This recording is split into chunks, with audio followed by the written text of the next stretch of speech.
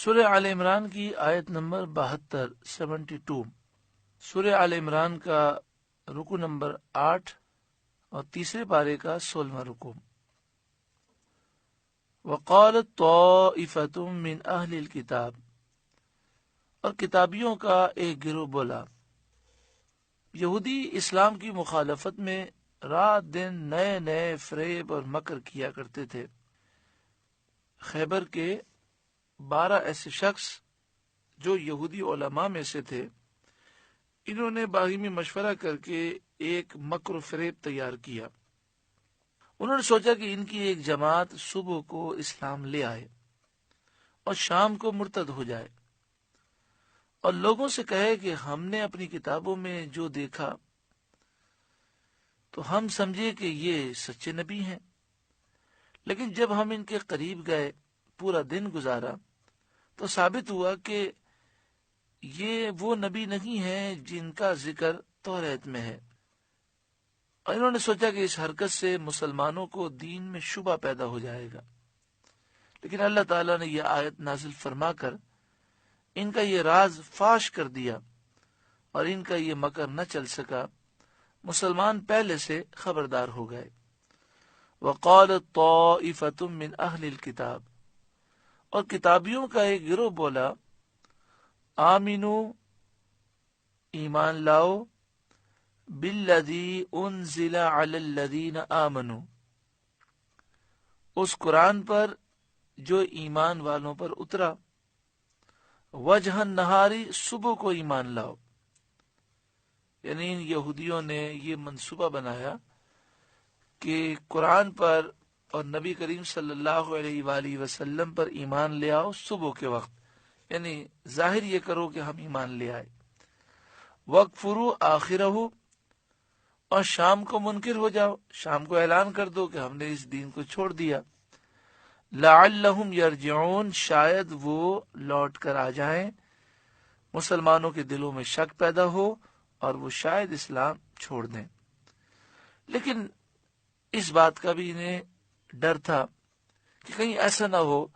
کہ ہم یہ جماعت رسول اللہ صلی اللہ علیہ وسلم کے پاس بھیجیں اور سارا دن یہ حضور کے دربار میں گزاریں، اور پھر شام کو انہیں اعلان کرنا ہو کہ اب ہم کافر ہوتے ہیں، تو ایسا نہ ہو کہ پورے دن میں ان کے دل کی دنیا ہی بدل جائے۔ تو اس لیے انہوں نے ان کی برین واشنگ کی اور انہیں پکا کیا، وَلَا تُؤْمِنُوا إِلَّا لِمَنْ تَبِعَ دِينَكُمْ، اور کسی کی بات پر یقین نہ کرنا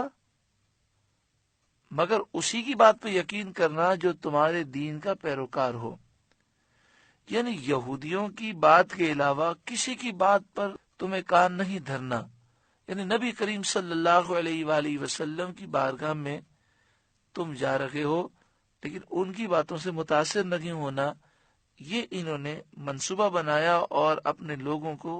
مضبوط کیا۔ قل ان الہدی ھدی اللہ،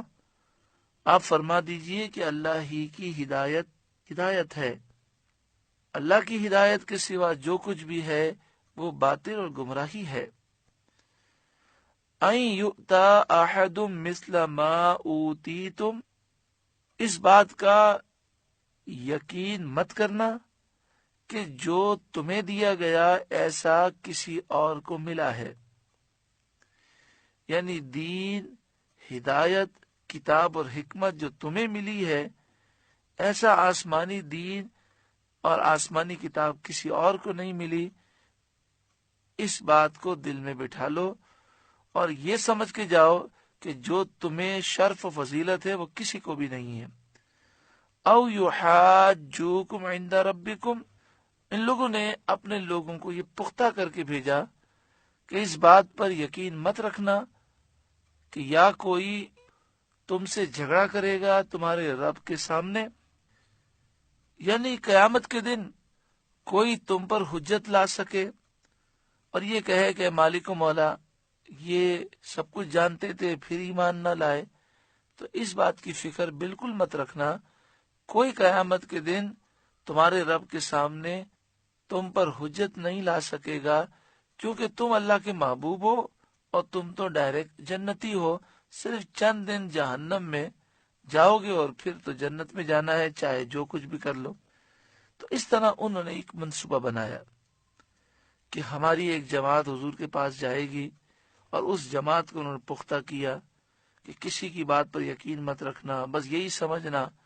کہ تم حق پر ہو، اور اللہ تعالیٰ نے توریت کے علاوہ کوئی کتاب آسمانی یعنی انجیل اور قرآن پاک اللہ تعالیٰ نے نہیں اتاری۔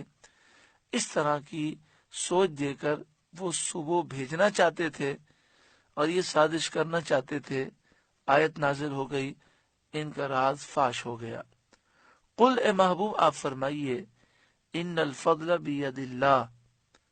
فضل تو اللہ ہی کے ہاتھ میں ہے، یؤتی من یشاء، اللہ جسے چاہتا ہے عطا فرماتا ہے، واللہ واسع علیم،